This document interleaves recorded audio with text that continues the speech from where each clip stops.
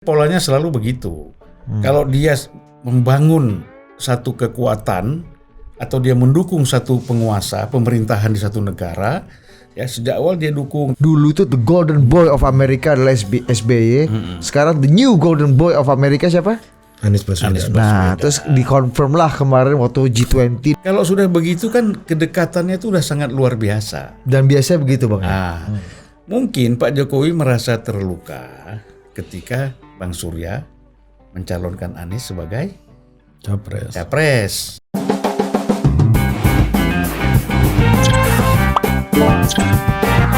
Iya Bang, nih keluar negeri nih ngapain Bang? Kemarin Perintah agama itu yang paling penting mendengar gitu.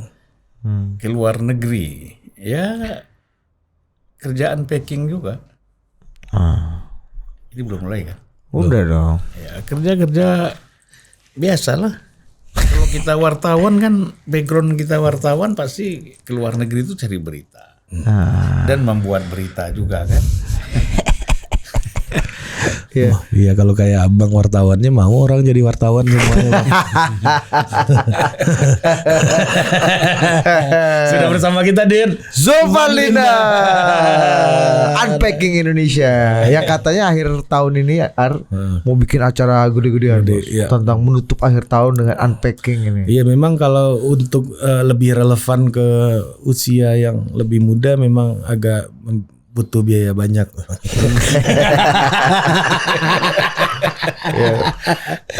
Tapi ya aku sama Ari itu bikin podcast ini Bang, salah satu tujuannya adalah mengumpulkan kawan-kawan dan orang-orang dan abang-abang ini untuk mendengarkan tausiah gitu. Iya karena kita percaya Bang, sebuah bangsa itu akan besar apabila dibangun dengan kebijaksanaan orang-orang yang senior dan juga dengan semangatnya orang-orang muda. Ya. Apa ayat Sayyidina Ali ya itu ya? Aduh, saya kurang tahu. Nanti kita dituduh macam-macam. Benar kan itu Bang ya? Ya. Membangun sebuah bangsa gitu kan. Ya orang tua itu kemampuan berpikirnya pasti lebih tajam daripada anak muda, ya kan? Ketenangan. Tetapi kan anak muda ini semangatnya. Nah, bagaimana mengcombine semangat dengan kebijaksanaan? Wisdom ini Bang ya. Ya, tajamnya pikiran yang diasah oleh pengalaman ini kan. Ya. Fisiknya memang semakin lemah, tapi pikirannya semakin kuat. Ini senior ini kan. Tapi gejalanya di dunia ini Ri, ya kan? Amerika gitu Bang. Ini sekarang presidennya Biden 80 tahun. Lebih, 83 sekarang. Enggak 80 Bang. Nanti 2024 maju 82 kawan ini Bang. 82 83 ya? Iya. 83 tahun lah ya. Total politik lebih tahu dari kita lah. Kemarin kita dibilang nggak ngerti partai. Sekarang kita ya lebih tahu. Kalau partai memang nggak ngerti, tapi kalau dunia global pasti lebih ngerti. Ya terus penantangnya Trump gitu 7778 Bang. Berarti kalau 2 tahun lagi ya 80 juga kan. Nah, artinya ada 2 orang kakek-kakek yang bertarung jadi leader of the world. Dan Anwar Ibrahim juga 76 dan orang-orang senior semua. Iya, dan kan? Mahathir kemarin running lagi di usia 97. Iya. Iya kan? Ini apa Bang? Gimana nih melihat? Dan juga Bang, ini yang lebih menarik nih, ini bridging lo gak mantap nih. Apa nih? Presiden Jokowi bilangnya yang berambut putih dan muka berkerut. Nah kemungkinan ini orang tua juga kan, kemungkinan nih, ya kan? Atau orang pura-pura tua. Tapi kan sebenarnya nggak usah terlalu ditanggapi serius lah apa pernyataan Pak Jokowi ya. Kenapa nggak serius presiden ini Bang? Lo bukan, walaupun presiden kan dia ada sedikit humor-humornya. Nah, jadi humor aja itu. Jadi jangan terlalu dianggap wah ini tujuannya ke si A, si B, si C. Itu kan Pak Jokowi biasa pakai guna bahasa-bahasa yang seperti itu kan. Terus? Ya. Terus. Nanti jadi kenapa harus ditanggapi secara serius? Iya kan presiden di depan orang-orang dan ini mengkonfirmasi banyak hal gitu. Salah satunya adalah kayaknya bener nih preferensi presiden. Dan kayaknya dan sejurus dengan itu partai-partai, beberapa partai yang ada di koalisi pemerintahan juga itu secara tidak langsung kayaknya mengendorse orang-orang yang di-endorse Jokowi juga gitu. Ya udah pastilah, mana ada yang berani ngelawan. Berani dong. Siapa? Nasdem berani bang. Ya terpaksa. Hah? Ya terpaksa. Iya kan? Beraninya kan karena terpaksa, ya udah apa yang boleh buat lah. Ya kan? Udah kecebur ya, udah jebur aja. Kan ada pilihan untuk tidak melawan juga sebenarnya kan Bang.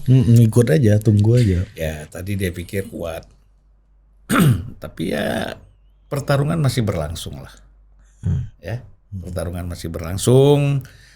Pak Jokowi terus menunjukkan sikap-sikap yang memang berbeda. Pak Surya juga kalau kita lihat berbeda, ya siap berbeda. Kita lihat aja nanti perkembangannya seperti apa. Nah ini kan bicara persoalan nanti, persoalan pencapresan kan. Nah kalau dulu bang, Pak Harto pernah juga nggak ngendorse orang kayak gini? Ya nggak perlu lah, orang dia mau berapa 7 kali, gimana dia mau ngendorse orang. Iya. Tapi wakil presiden, iya. Nah, terakhir memang Pak Habibie. Oh kalau wakil presiden betul. Iya. Dia kan kepingin misalnya siapa? Sultan. Sultan dulu. Sultan 9. Bung Hatta mengundurkan diri kan, ganti Sultan. Sultan kemudian ada Malik. Nah, Pak Sultan itu dulu kan dijanjiin sama Pak Harto 2 kali jadi wapres. Ternyata yang terpilih itu Pak Adam. Ada Malik. Ada Malik. Pak Adam juga dijanjiin 2 kali. Tetap bantu saya nanti. Ketemu Pak Adam sama Pak Sultan. Sama pula. Saya diminta untuk udahlah lupakan itu Pak Adam. Saya juga bilang gitu dulu. Iya kan? Nah, jadi Pak Harto kalau untuk presiden tidak, tapi untuk wapres ya. Setelah itu kan setelah ada Malik, Pak Umar, habis itu Sudarmono ya, Pak Tri, kemudian terakhir Habibie. Pak Habibie. Nah artinya Pak Harto itu mengendorse dan meminta orang-orang yang jadi wakilnya itu bukan sebagai suksesornya Bang ya? Bukan. Tapi agak gimana bedanya gimana? Ya orang-orang yang dianggap aman buat dia, itu. Nah misalnya dulu kan kita ingat ada protes ketika Pak Sudarmono dicalonkan menjadi cawapres. Kan ada yang protes tuh, satu jenderal itu siapa namanya? Iya. Hartas. Orang Aceh bukan. Dia protes kan. Nah, orangnya Pak Beni ya. orang Pak Beni, dan terakhir katanya ini juga Pak Beni yang nyuruh, katanya Pak Beni nggak setuju dengan Pak Darmono gitu kan. Pak Beni lebih setuju langsung Pak Tri aja waktu itu. Nah, jadi kalau kita lihat memang di ujung-ujung ada kekhawatiran Pak Harto terhadap persoalan wapres ini. Ternyata ya terbukti ketika Pak Habibie, ya kan, ya Soeharto harus mundur dan Habibie yang menjadi presiden.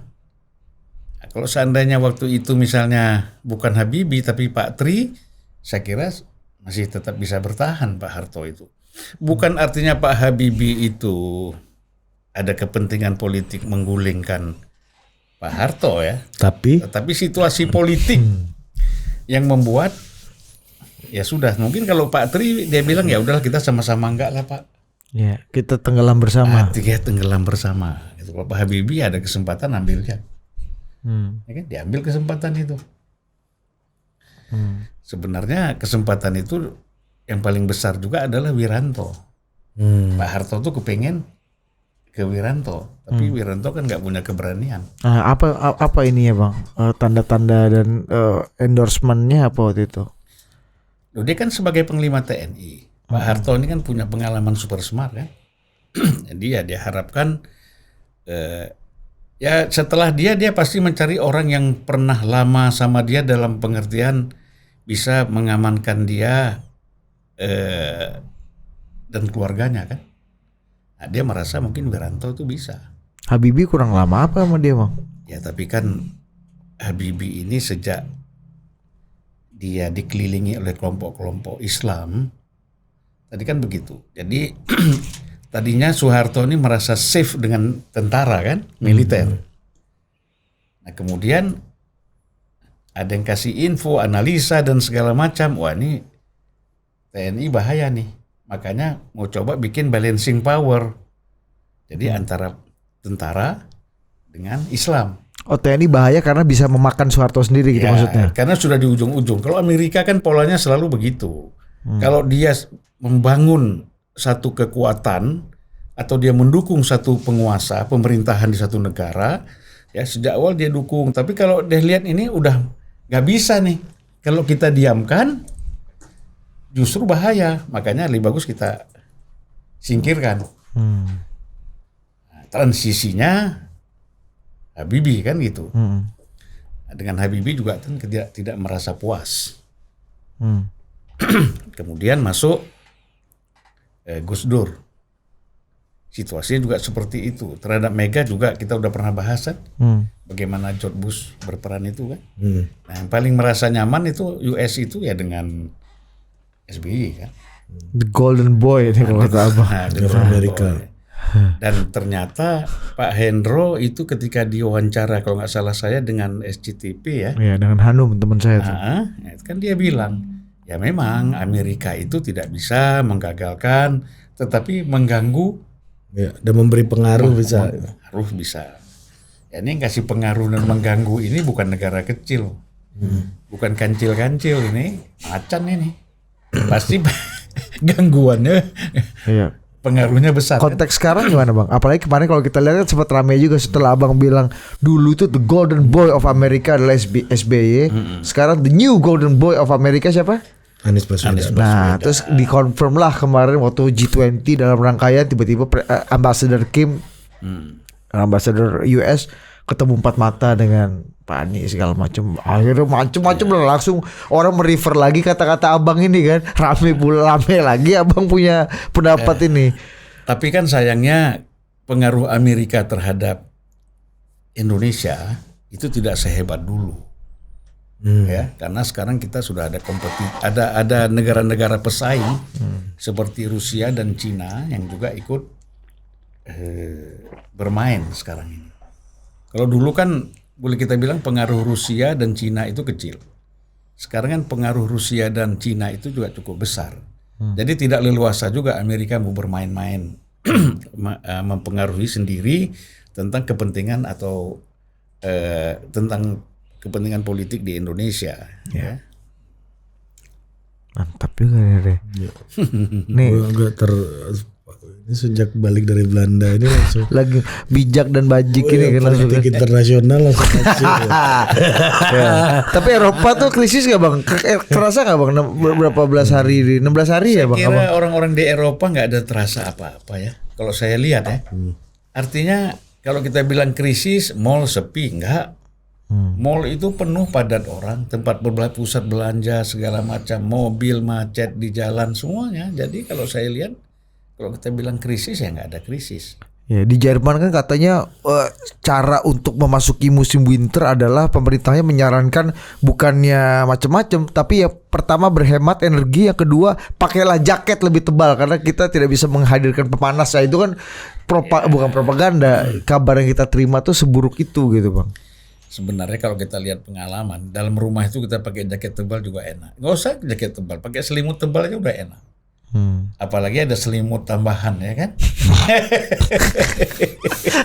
Iya maksudnya ekstra selimut ini ya, apa yang bulu-bulu kan. Iya. Nah balik lagi ke dalam negeri nih Bang. Ya kan ini Pak Jokowi sekarang menunggu orang menunggu endorsementnya Pak Jokowi gitu. Kalau kita lihat ke masa lalu gitu ya, presiden-presiden kita sebelumnya kan masuk Gus Dur gitu, Bu Mega gitu, pasti sikap-sikap politik penting dalam endorsement dan pemilihan atau dukungan terhadap kebijakan tertentu itu pasti melewati serangkaian proses gitu. Ketemu sama Bang Zulfan, Bu Mega atau Gus Dur, langsung dapat insight, ketemu siapa dapat insight gitu, ketemu siapa dapat insight gitu. Dari periode kepresidenan kita yang Abang perhatikan gitu ya Bang. Ya. Ini gimana sih seorang pemimpin tuh harus mengelola informasi yang ada di sekitarnya. Ada yang mengatakan misalnya Pak Jokowi ini Ya, Pak Jokowi percaya Ganjar yang bisa menjadi penerusnya karena tiap hari ketemu tukang survei gitu misalnya. Ya, kalau yang lalu gimana gitu? Kalau yang lalu ya nggak ada. Kalau Gus Dur kan tentu nggak sempat ya. Habibie juga nggak sempat. Ya, dia dan kita dulu itu kan dipilih oleh MPR. Ya, jadi otomatis kalau kita bicara Gus Dur, Habibie itu tidak terkait dengan masalah-masalah survei. Enggak, ya keputusan strategis lah maksudnya, enggak harus mendukung. Oh ya pastilah, saya kira kan ada tim-tim mereka ya yang mengambil keputusan itu. Memang kalau kita lihat Habibie misalnya, ya, tim-tim yang di sekitar dia itu kan orang-orang pintar semua, para intelektual ya. Sebut saja Profesor Jimli. Ya Jimli, Profesor Dewi Fortuna Anwar. ada Adi Sasono. Adi Sasono. Di situ. Ada teman abang juga, Bang Hariman. Hariman, Dawam Raharjo, Jenderal Sintong. Ya, banyak orang-orang pintar di sekitar Habibie itu sehingga saya kira keputusannya tidak terlalu gegabah ya dalam mengantisipasi persoalan-persoalan yang ada. Nah, masuk pada masa Gus Dur banyak juga sebenarnya, ada Todung Mulia Lubis, ada Marsilam di situ, ada Marzuki Darusman ya kan, Wimar Witular. Tapi kan persoalannya desakan-desakan politik. Gus Dur kan memang tidak bisa dikontrol. Gitu ya. Dia ngomong bebas saja. Jadi dia betul-betul bicara out of the box saja. Nggak mau dia dikendalikan oleh tim-tim ini kan. Ya, akhirnya keluar yang macam-macam kan, yang boleh kita bilang yang memang sangat mengganggu gitu. Itu kalau Gus Dur lah. Kalau Mbak Mega lebih tenang ya. Lebih tenang, dan Mbak Mega ini memang lebih banyak mendengar saran-saran. Ya, dia tahu betul bahwa Mbak Mega ini sebenarnya kalau kita bicara dari sudut kepemimpinan lebih banyak menyerap. Bagus dong Bang. Nah, ya, menyerap dari Menteri Menko Equin waktu itu Budiono ya. Enggak dong, Menko Equin ini Profesor Doroyatun Kuncoro Jati waktu itu Pak. Itu Menteri Keuangan. Menkyu. Nah, pertama kan Kuyan gitu. Ya. Kepala Bappenas waktu itu Bang. Sempat Menko. Sempat ya Bang. Equin. Bang Rizal Ramli kenapa nggak dipakai waktu itu Bang? Ya ini kan persoalannya Bang Rizal kan dianggap paksinya Gus Dur. Tetapi komunikasi Bang Rizal dengan Pak Taufik, dengan Mbak Mega bagus. Yeah. Nah, tapi untuk duduk di dalam kabinet kan pertimbangannya banyak. Tapi kenapa justru Matori Abdul Jalil, Ketua Umum PKB waktu itu jadi menteri dan mau Menhan kedua yang sipil ya, Pak Matori, dan nggak punya background. Kalau Profesor Yono kan kita tahu lah ya. Guru besar pertahanan. Kalau Matori ini kan jasanya juga cukup besar pada Ibu Mega. Kita kan tahu yang mengusung Ibu Mega menjadi wakil presiden pada masa Gus Dur presiden itu kan Matori Abdul Jalil sebagai ketua umum PKB. Karena Ibu Mega kan sudah saya jelaskan tidak mau maju sebagai cawapres kalau diusung oleh PDIP. Dia mau oleh partai lain dan khususnya PKB. Nah, jadi Mbak Mega mungkin ingatlah jasa-jasa seperti ini ya, gitu. Tapi kan waktu itu kan gimana ketua umum PKB yang dilengsarkan adalah presiden PKB. Ya memang presiden dari PKB, foundernya PKB. Ya antara Matori dengan Gus Dur memang banyak yang tidak sesuai. Gitu. Garis-garis politiknya tidak sesuai. Matori tidak ikut garis politiknya Gus Dur. Ya terbukti kan kita lihat PKB juga Muhaimin juga nggak sama, malah bertentangan dengan Gus Dur kan. Jadi dari awal berdirinya PKB itu memang sudah berhadapan dengan Gus Dur, pimpinan PKB. Oh itu tuh ya karena dia mengatakan ini pengikutnya Gus Dur semua gitu. Yang mana? PKB itu Gus Durian yang masuk politik itulah ya kurang lebih gitulah. Ya awalnya kan begitu, tapi kan begitu masuk kepentingan politik kan. Ada oligarki, ada macam-macam yang terlibat di dalam permainan politik ini, ya tentu orang kan yang mentalnya nggak kuat, nggak punya karakter ya berubah. Ya. Siapa contohnya? Ya contohnya banyak lah. Ya termasuk Muhaimin, kenapa? Itu kan Muhaimin kan masih keponakannya Gus Dur. Ya kan? Dan Gus Dur yang membesarkan dia. Gus Dur mengurus Muhaimin itu kan dari nggak punya apa-apa sampai kemudian dipercayakan memimpin PKB. Tapi kan pada akhirnya kenapa bisa bertentangan? Kenapa bang? Nah, menurut saya itulah. Kalau sudah masuk ke dalam kancah politik, ya kan, nah, pasti banyak kepentingan. Nah, ada lagi tuh orang pragmatis bagaimana? Pragmatis, oportunis, apa aja ya diterima. Nah, sebenarnya kan kalau kita bicara soal loyalitas, kan itu tidak terjadi kan. Nah, kita juga nggak tahu apa yang ada rahasia di balik itu antara mereka. Tetapi kan kita ini menilai dari faktor luar. Nah kalau lihat faktor dalam bang, Bang Surya yang tadinya sangat Pak Jokowi gitu ya, dan kemudian sekarang dianggap beda selera dan bahkan presiden nggak ngirim video ya Din. Nah gini, buat ulang tahun Nasdem. Menarik, kemarin, presiden tidak datang untuk pertama kalinya ulang tahun Partai Nasdem. Kedua, kalaupun tidak datang biasanya mengirimkan sambutan ya video atau video conference ya. Acara lucu-lucuan kita aja ada videonya ya dari Iya, presiden demi kemarin. Indonesia ya. Bahkan kalau kata Opung Panda itu gereja Batak yang besar aja. Presiden sibuk KTT ASEAN dia kirim video, mau di video conference, kata Opung kan. Begini. Ini yang pas Partai Ya kan, Nasdem. ini balik lagi tadinya ini Jokower semua nih Nasdem ini kan. Gitu. Ini kan persoalan begini, kata sama seperti bicara suami istri ya. Pak Jokowi dengan Bang Surya itu apapun saran Pak Jokowi, Bang Surya, keinginan Bang Surya, ya itu sudah tidak ada yang tidak direspon positif oleh Pak Jokowi. Ya, salah satu contoh misalnya. Pak Jokowi menetapkan Kapolri si A, calon ya, baru calon nih, calon Kapolri si A, calon Panglima TNI ini, itu sering sekali ya Pak Jokowi minta supaya mereka sowan dulu lah ke Bang Surya,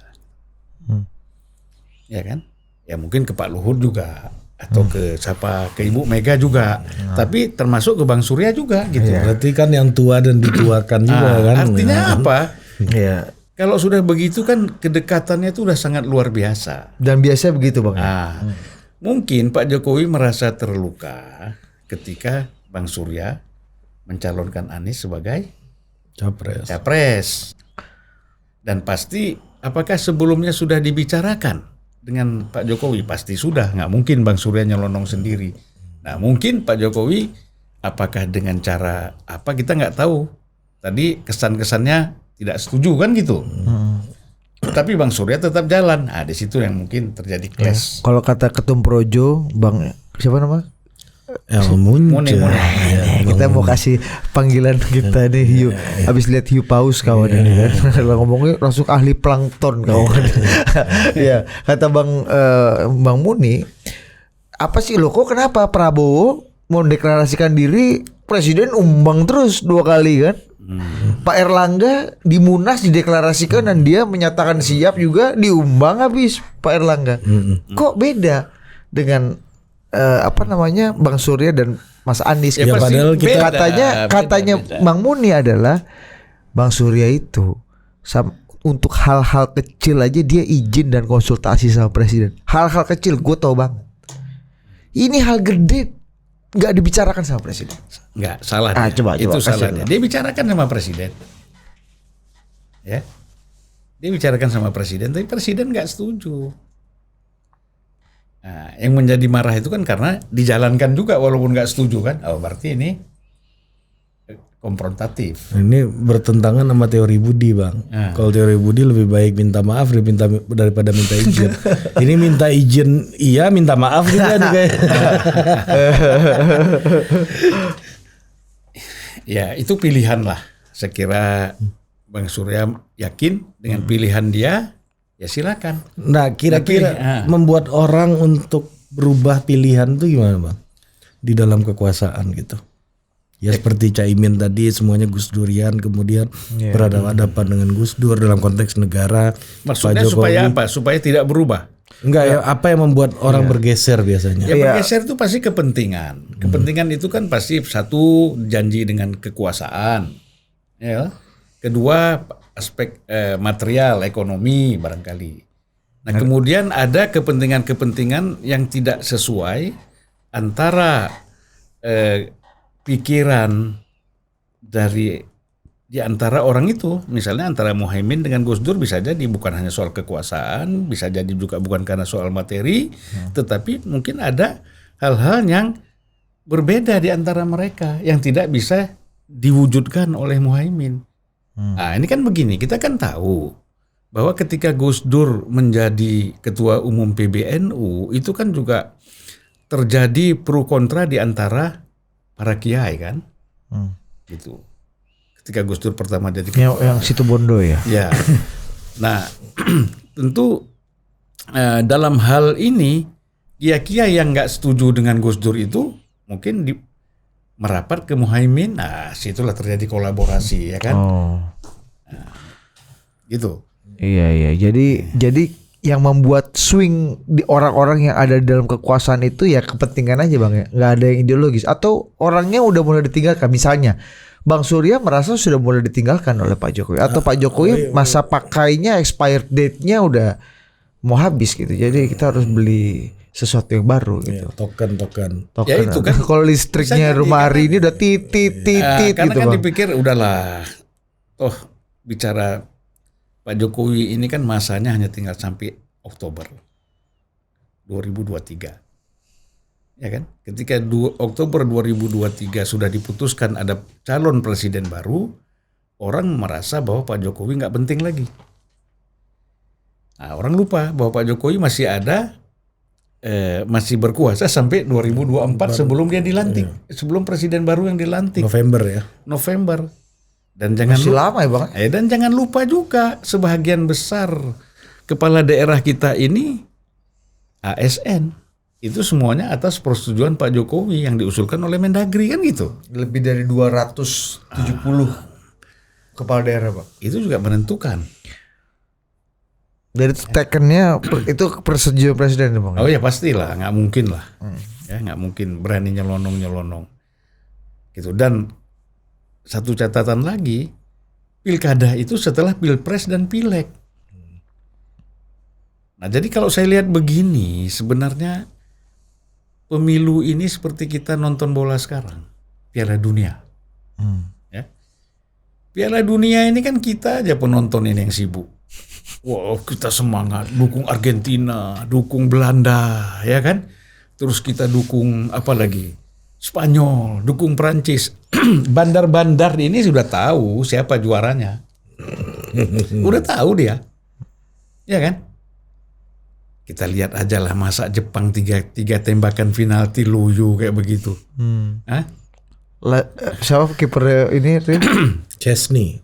Lewandowski ya. Lewandowski, Chesney mah Polandia. Itu jago, padahal bolanya kayak enteng-enteng banget kan. Apakah Anies ini bisa maju sebagai capres nggak? Kan nggak bisa Nasdem sendiri. Milih AHY di sini marah, milih AHY-nya nggak mau misalnya kan, atau tersinggung, gimana nih? Kalau persoalan tidak setuju atau mereka mengkritik kemarin persoalan di GBK yang namanya relawan Nusantara itu ya, nah itu kan tidak bicara dalam konteks pencapresan. Makanya Ganjar juga tidak akan berani mengambil posisi keluar dari lingkaran ini. Pak Jokowi juga tidak akan keluar dari lingkaran ini.